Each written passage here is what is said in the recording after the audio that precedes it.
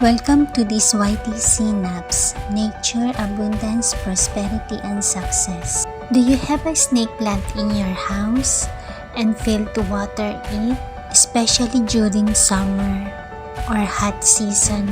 Was it a failure or success? In this video, I will share to you my experience about it. My sister gave me these snake plants. It is also called as mother-in-law's tang or Sansevieria trifasciata. But I failed to water it regularly, leaving it dry for several days one time during hot season.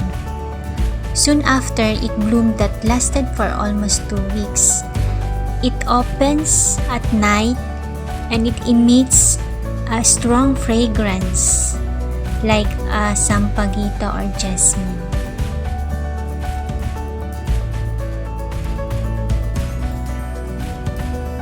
It closes at daytime.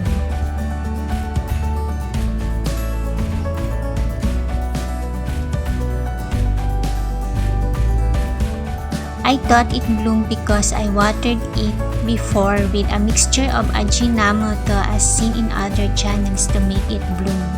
But according to Mr. Google, neglect propels this plant to create blossoms or seeds to spread and ideally flourish. Indeed, it is true what Linda Ronstadt said. I have always believed that one learns more from failure than from success. So thanks to this failure in watering the snake plant regularly, it became a success as I got to see the snake plant flowers.